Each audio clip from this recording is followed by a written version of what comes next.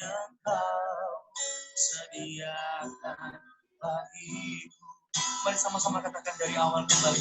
Bapa, Engkau sungguh baik. Bapa,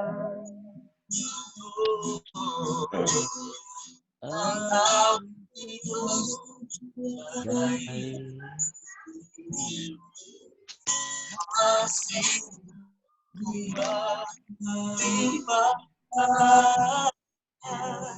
di hidupku.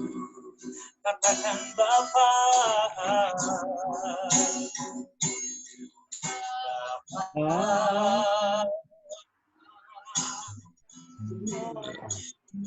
berterima kasih. Berkat yang Kau sediakan bagiku. Katakan sama-sama, ku naikkan syukurku.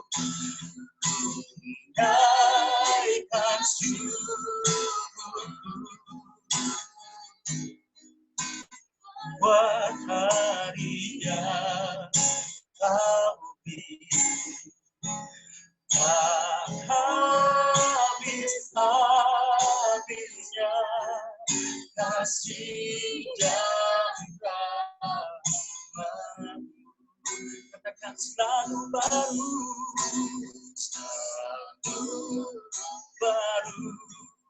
dan tak pernah terlambat pertolonganmu. Besar setiamu yang hidup.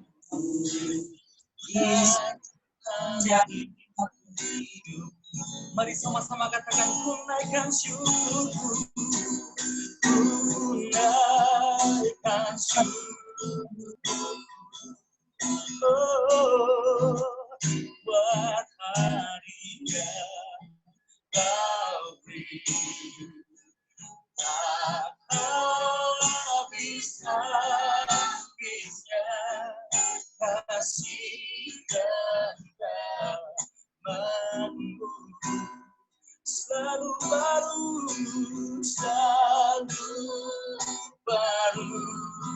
dan tak pernah terlambat pertolonganmu. Besar setiamu sepanjang hidupku. Katakan besar setiamu, besar setiamu, besar setiamu, besar setiamu, besar setiamu, besar setiamu di sepanjang mari kita sembah Tuhan kita, kami sembah Kau Tuhan. Oh Tuhan, kami sembah Kau Tuhan. Kau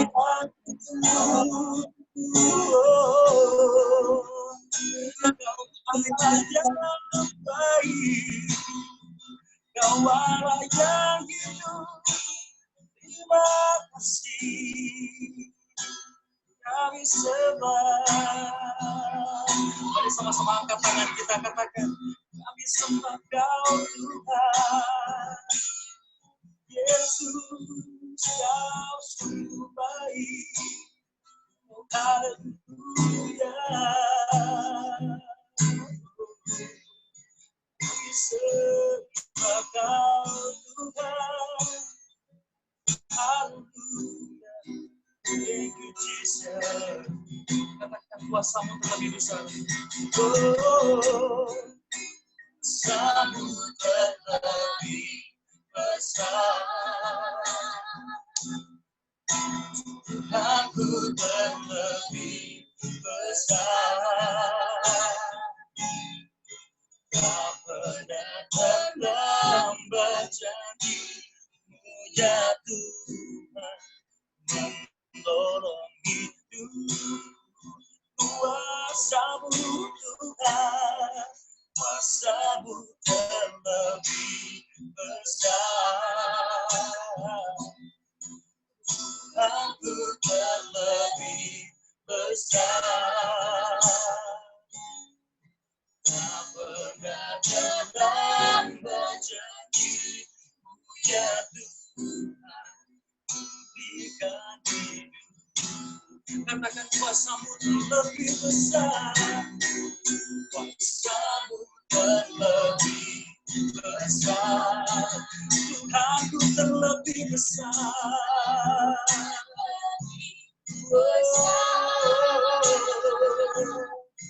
Tak pernah terlambat janji, ya Tuhan, berikan hidup.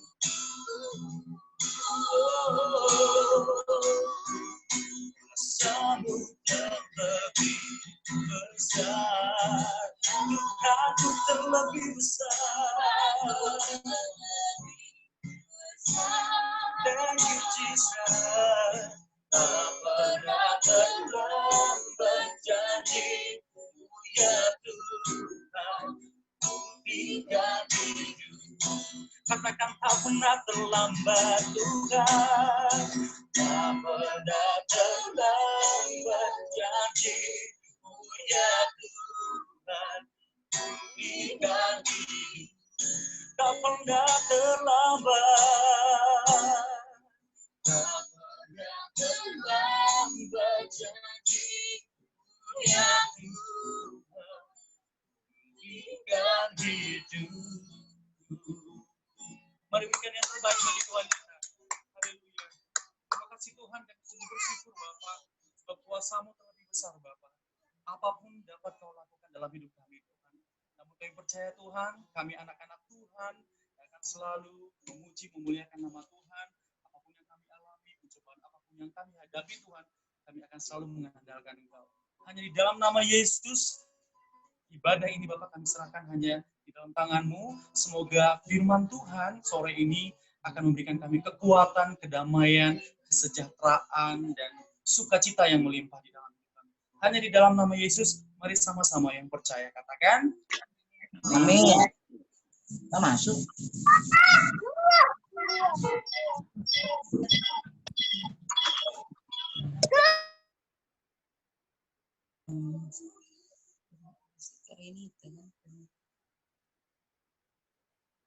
Boleh selanjutnya, Bang? Karinita.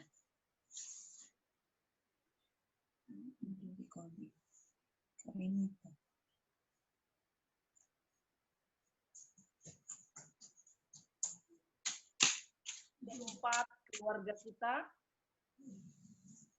Kedengaran, Kopi? Kedengaran.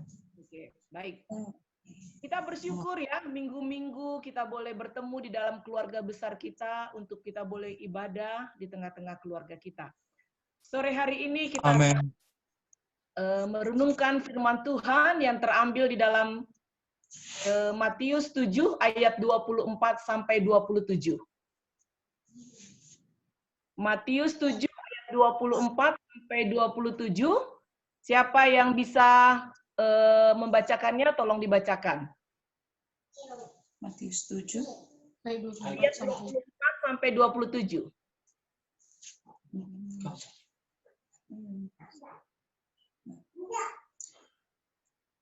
Matius 7 ayat 24 sampai 27. Setiap orang yang mendengar perkataanku ini dan melakukannya, ia sama dengan orang yang bijaksana yang mendirikan rumahnya di atas batu. Kemudian turunlah hujan dan datanglah banjir, lalu angin melanda rumah itu, tetapi rumah itu tidak rubuh, sebab didirikan di atas batu. Tetapi setiap orang yang mendengar perkataanku ini dan tidak melakukannya, ia sama dengan orang yang bodoh yang mendirikan rumahnya di atas pasir. Kemudian turunlah hujan dan datanglah banjir, lalu angin melanda rumah itu, sehingga rubuhlah rumah itu dan hebatlah kerusakannya. Demikian firman Tuhan. Puji Tuhan. Hari ini semua kita boleh sehat-sehat, ya. Seluruh keluarga yang di Jakarta, oleh kemurahan Tuhan kita sehat semua, baik keluarga yang di Medan, di Lampung, baik kami yang di Pekanbaru, sama Abang Bulang Lino, semuanya kami dalam keadaan sehat. Dan hari ini firman Tuhan yang sederhana dikatakan di dalam Matius 7 ayat 24 sampai 27, dikatakan di sini sudah seringkali firman ini kita dengar, ya. Tapi sore hari ini kita mau belajar bahwa Tuhan memperumpamakan tentang dua macam dasar. Di sini ada dua kehidupan manusia dalam firman Tuhan ini. Yang pertama adalah orang yang mendengarkan firman perkataan Tuhan Yesus dan melakukannya. Dia disebut orang yang bijaksana. Yang kedua adalah orang yang mendengarkan perkataan Tuhan Yesus tetapi tidak melakukannya. Dia disebut orang bodoh. Keluarga yang kami kasihi, orang bijaksana ini kita mau lihat yang dimaksud tidak berbicara dengan bahwa dia adalah orang pintar, jenius, atau mempunyai intelektual tinggi. Tetapi orang yang bijaksana ini mengacu kepada orang yang melakukan firman Tuhan. Ketika orang membangun rumahnya itu dengan pondasi yang kuat di atas batu, dan firman Tuhan katakan waktu itu turunlah hujan dan datanglah banjir. Lalu dari rumah itu, tetapi rumah itu tidak roboh. Jakarta banjir, ya. Waktu Januari kemarin rumah Kiki, ya. Kiki lagi tidak pergi terus dilanda banjir, masuk dengan terus balik Kiki ke rumah untuk menyelamatkan barang-barangnya. Firman Tuhan katakan bahwa satu rumah yang dibangun orang bijaksana membangunnya di atas batu. Ketika hujan datang itu dia menerpa atap. Kemudian dikatakan datanglah banjir. Dia masuk ke rumah, lalu angin melanda, banjir, pondasi itu kena, semuanya kena, tetapi rumah itu tidak rubuh. Itulah orang yang bijaksana mendirikan rumahnya di atas batu. Yang kedua, orang dikatakan yang bodoh itu bukan berbicara saat ini bukan yang mempunyai IQ rendah atau tidak berpendidikan. Tetapi dia mendengar firman, tetapi tidak melakukannya. Itu disebut orang yang bodoh. Jadi pertanyaan di dalam kehidupan kita, apa yang menjadi dasar, fondasi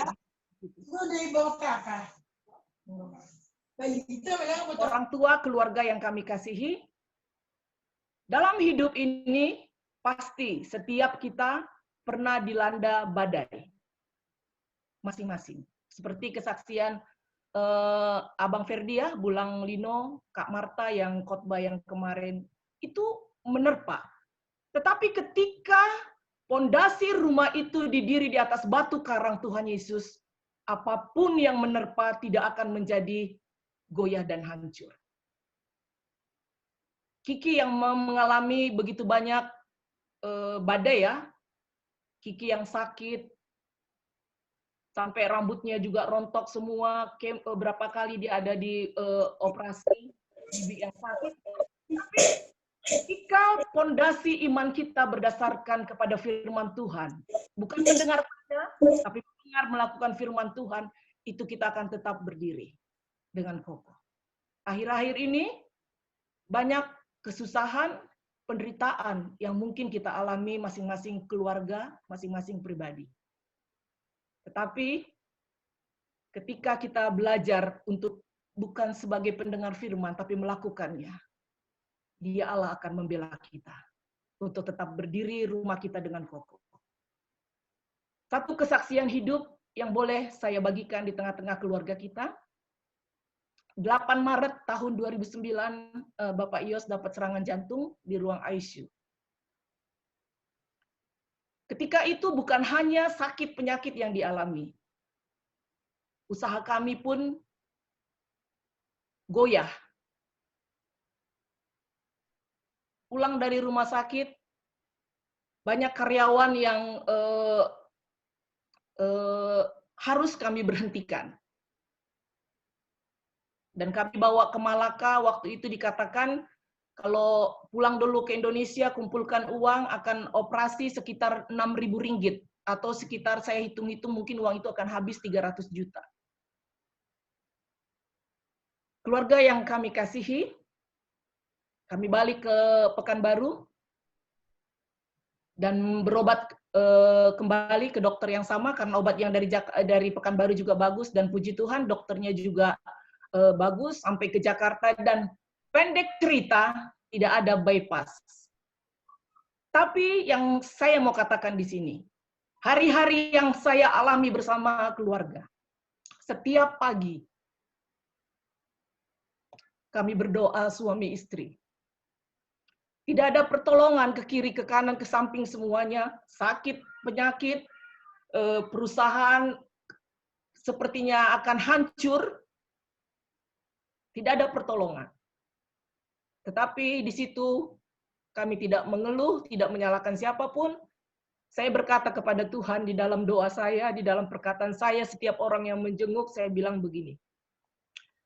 Walaupun saya tidak tahu ini semua kebaikan yang belum ada saya lihat, tapi saya sangat percaya maksud Tuhan itu pasti baik adanya. Walaupun kesusahan yang kami derita, walaupun kesusahan itu sepertinya tidak ada pertolongan, tapi saya melihat Tuhan pasti melakukan yang baik. Saya hitung-hitung, ladang kami jual di bulan April. Cukup lama ladang itu mau kami tawarkan, di bulan April itu ada yang jual, dan ladang itu kami jual. Saya perhitungkan waktu itu, mungkin semuanya akan habis dalam hitungan kalkulasi saya. Tapi Bapak Ibu yang saya mau katakan, sungguh ajaib dan luar biasa Tuhan. Ketika ladang itu kami jual, ternyata banyak pinjaman yang kami pinjam. Waktu itu saya baru tahu saya ada beberapa pinjaman. Waktu itu sebagai anak Tuhan yang melakukan firman Tuhan. Setiap ada utang kita, jangan pernah kita tidak membayarnya. Semua kami selesaikan.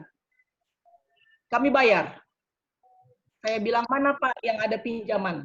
Datang ke rumah biar diselesaikan. Kami selesaikan.